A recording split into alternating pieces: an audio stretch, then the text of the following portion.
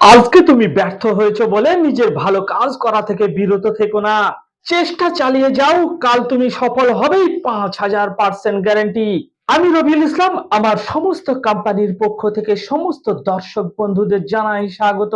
আমি exporter, importer এবং international export import business consultant. দর্শক, এখানে অনেক মানুষ একবার দুবার ব্যর্থ হয়, তারপর হাল ছেড়ে দেয়। আপনি যে হাল ছেড়ে দিচ্ছেন, এর সুযোগ অন্যজন নিয়ে নিচ্ছে। চায়নার সব থেকে ধনী ব্যক্তি জ্যাকমা, আলিবাবার অনার 30 বার ব্যর্থ হয়েছে, 30 বার রিজেক্ট হয়েছে। ভুলে গেলে চলবে না। রিলায়েন্স ইন্ডাস্ট্রির প্রতিষ্ঠাতা ধীরুভাই আম্বানি পকোড়া বিক্রি করতেন, পেট্রোল পাম্পে কাজ করতেন, জব করতেন, কখনোই হাল ছেড়ে দেননি। আর আপনি একবার দুবার ব্যর্থ হচ্ছেন, হাল ছেড়ে দিচ্ছেন। হাল ছাড়াই যাবে না দর্শক। হাল ছাড়লে আপনার সুযোগ অন্য কেউ নিয়ে নেবে। আপনারা এক্সপোর্ট ইম্পোর্ট ব্যবসা কেন শুরু করবেন? তার তো কিছু কারণ আছে দর্শক। ধরুন আপনার গ্রামের দিকে দোকান আছে, সে দোকান আপনার কসমেটিক্স এর দোকান হতে পারে, স্টেশনারি দোকান হতে পারে, গার্মেন্টের দোকান হতে পারে, শু চপ্পলের দোকান হতে পারে। আপনি অটো চালান, টোটো চালান, আপনি হয়তো প্রাইভেট জব করেন, গভর্নমেন্ট এমপ্লয়ি, আপনার স্যালারি কম, আপনার ইনকাম কম। আপনি যাই করুন না কেন, তার সঙ্গে পার্ট টাইমে নিজের বাড়ি থেকে নিজের অবসর সময়কে কাজে লাগিয়ে আপনিও হতে পারেন একটি এক্সপোর্ট ইম্পোর্ট কোম্পানির অনার। এখানে কি বলুন তো, এখানে যদি আপনি জব করেন, আপনার পরের জেনারেশন যদি জব না পায়, জব পেলেও তাকে আবার প্রথম থেকেই শুরু করতে হবে। কিন্তু আপনি যদি ব্যবসা শুরু করেন, এক্সপোর্ট ইম্পোর্টের কোম্পানিকে ওপেন করে রাখেন, আজকে ধরুন আপনার কোম্পানি 100 কোটি টাকার বিজনেস ক্যাপাসিটি, কালকে যখন আপনার পরের জেনারেশন আসবে, অর্থাৎ আপনার বংশধর যখন আসবে, তখন সেই বংশধর কি করবে? 100 কোটি টাকা থেকেই শুরু করবে, স্টার্ট করবে। আপনি ধরুন একটি জব করেন, আপনার জব শেষ, আপনার ছেলে যদি জব না পায়, আপনার বংশধর যদি জব না পায়, তাহলে সে তো ভিখিরি হয়ে যাবে দর্শক। আপনি জব করছেন, ঠিক আছে করুন, কিন্তু আপনি কি একবারও বিদেশ ভ্রমণ করতে পেরেছেন কি? হিন্দিতে একটি কথা আছে, একটি প্রবাদ আছে, জিন্দেগি দুবারা নাহি মিলেগা। এই জীবন আপনি দ্বিতীয়বার পাবেন না। এবার সারা দিন যদি আপনার অফিসে বসে আপনি জব করেন, চাকুরি করেন, আপনি তো বলতে পারবেন না আমি চাকুরি করি, আপনি বলবেন চাকরি করি, চাকরি। লজ্জা লাগে না? শরম করে না? ঘৃণা করে না এই ধরনের কথাবার্তা বলতে? আপনি তো চাকুরি করেন, আপনি বলবেন তো যে আমি চাকুরি করি, আমি গোলামি করি। দর্শক, আপনি 3 লক্ষ টাকা স্যালারি পেতে পারেন, তারপরেও তো আপনি সেই দীঘাতে যাবেন ডুবকি লাগাতে। আপনি ধরুন কোনো গভর্নমেন্ট অফিসার, টেবিলের নিচ দিয়ে আপনি মাল করে নিচ্ছেন, ঠিক আছে নিন, তারপরেও কিন্তু আপনি বিদেশে বেড়াতে যেতে পারবেন না। তার কারণ হচ্ছে, আপনি যদি বিদেশে বেড়াতে যান, বিদেশে বেড়াতে গেলে একটি বড় খরচা আছে। আপনার গভর্নমেন্ট যখন জেনে যাবে যে বিদেশে বেড়াতে গেছে, সেই খরচা কোথা থেকে এলো, কোথা থেকে আসলো, সেটা কিন্তু ভেরিফাই করে দেখবে আপনার। কাজে আপনি সরকারি যত বড়ই অফিসার হন না কেন, আপনি বিদেশে ভ্রমণ করতে যেতে পারবেন না। আপনাকে সেই দীঘায় পুরীতেই ডুবকি লাগাতে যেতে হবে, অথবা কাশ্মীরে ডুবকি লাগাতে যেতে হবে। জীবনটা কিন্তু আপনার খরগোশের মতোই কেটে যাবে।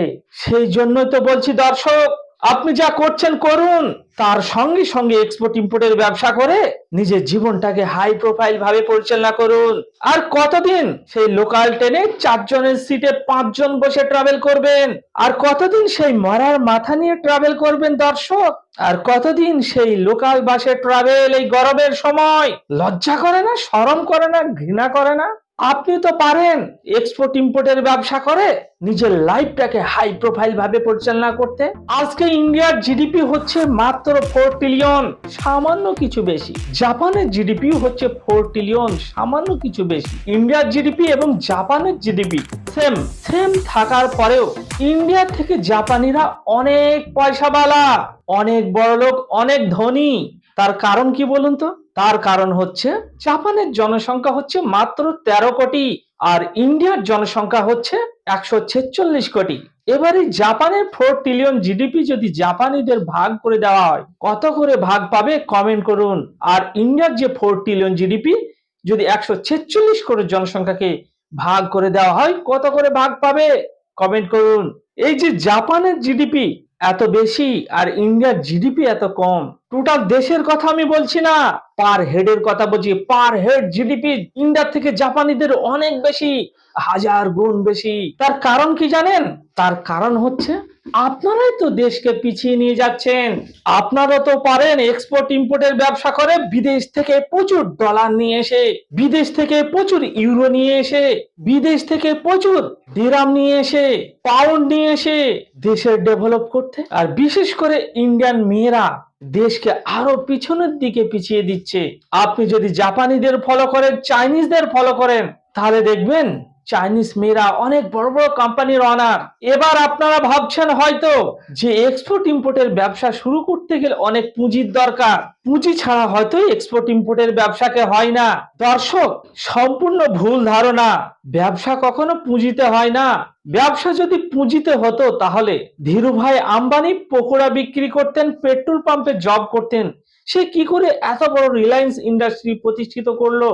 ব্যবসায় যদি পুঁজি থাকলে হতো, তাহলে আদানির কথা ভাবুন। আদানি তো সামান্য একজন ব্যক্তি ছিল, দুধ বিক্রেতা ছিল, তারপরে কিভাবে ইন্ডিয়ার সেকেন্ডতম ধনী ব্যক্তি হলো? ব্যবসাতে কোনো পুঁজি লাগে না, ব্যবসা বুদ্ধিতে হয়।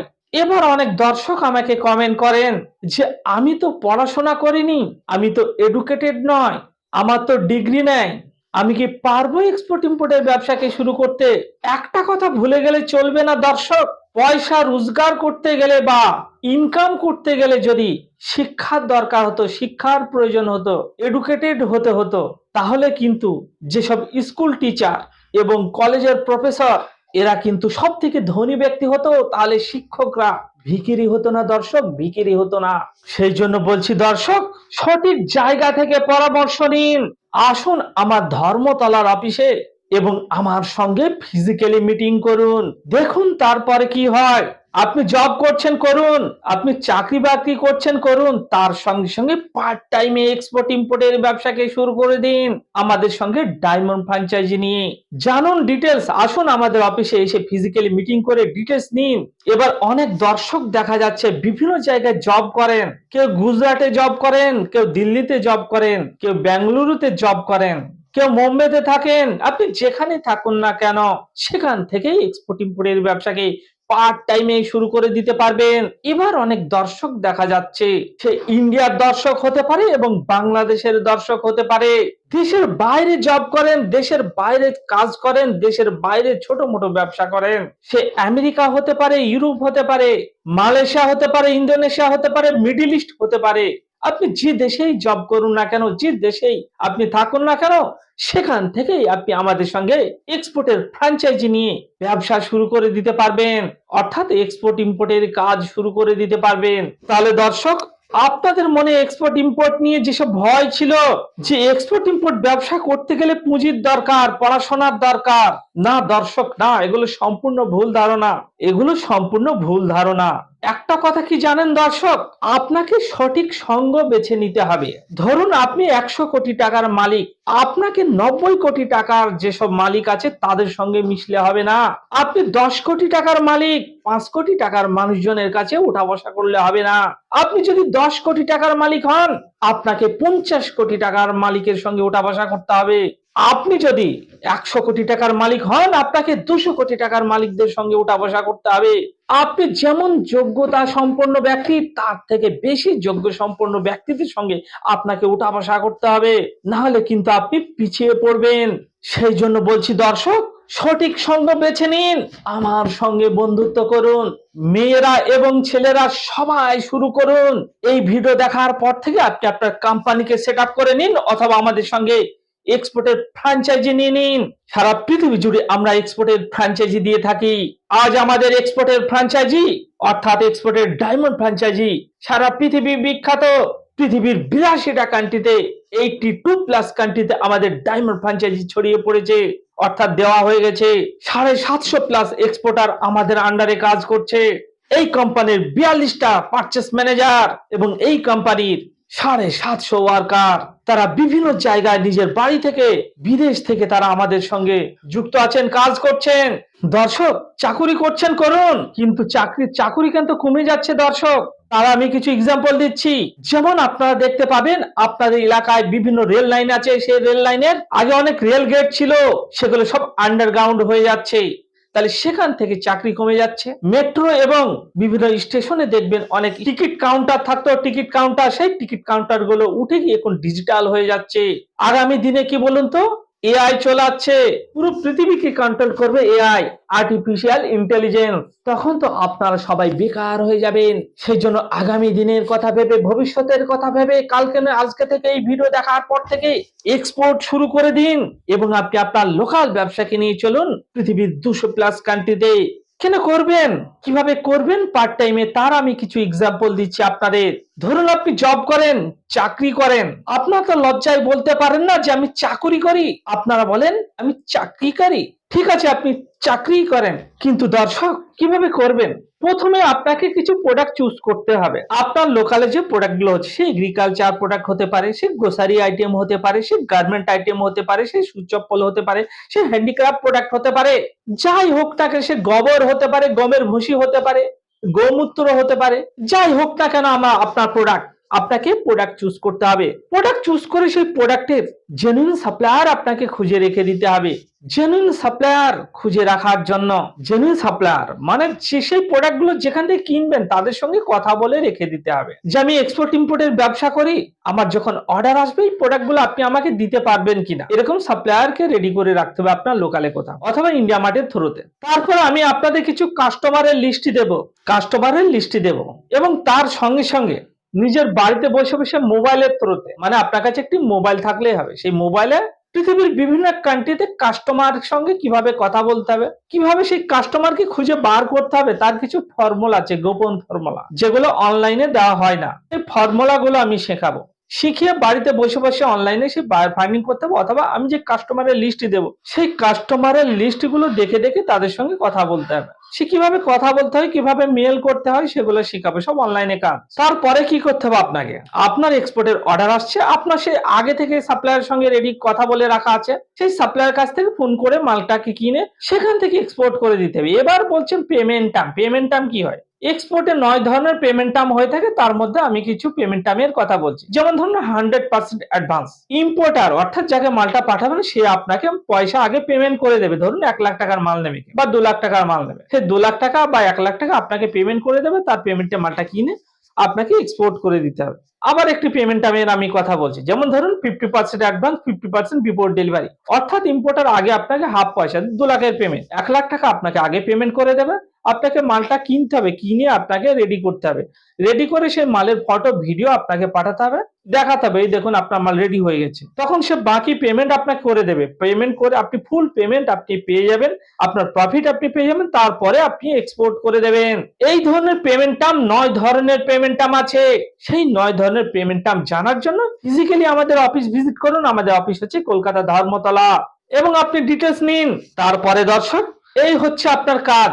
কি বলুন তো দর্শক, এখানে যদি আপনি এক্সপোর্ট ইম্পোর্টের কোম্পানিকে এখন থেকে সেট আপ করে রাখেন, তাহলে আপনার যে পরের জেনারেশন বা আপনার যে বংশধর আসবে তারা কিন্তু রাজার মতো জীবন যাপন করবে। এবার আপনি ভাবুন, আপনার পরের জেনারেশন তারা কি রাজার মতো জীবন যাপন করবে না খরগোশের মতো জীবন যাপন করবে? আপনি কি চান আপনার পরের জেনারেশন সেই খরগোশের মতো জীবন যাপন করুক? আপনি যদি চান আপনার পরের জেনারেশন খরগোশের মতো জীবনযাপন করুক, সে লোকাল বাসে ট্রাভেল করুক, লোকাল ট্রেনে ট্রাভেল করুক, মরার মাথা নিয়ে ট্রাভেল করুক, তাহলে আপনাকে এক্সপোর্ট ইম্পোর্টের ব্যবসা করতে হবে না। কারণ আগামী দিনে ব্যবসায়িক কম্পিটিশন এত বেড়ে যাবে যে আপনি লোকাল ব্যবসায় কাস্টমার খুঁজে পাবেন না এবং প্রফিট মার্জিনও খুঁজে পাবেন না। আর ইন্টারন্যাশনাল মার্কেট কি বলুন তো, বিশাল মার্কেট।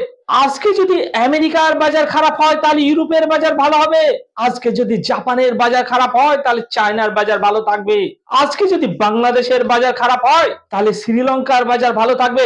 পৃথিবীর সমস্ত কান্ট্রির বাজার একসঙ্গে খারাপ থাকে না, একটি কান্ট্রির বাজার খারাপ থাকলে অপর কান্ট্রির বাজার ভালো থাকবে।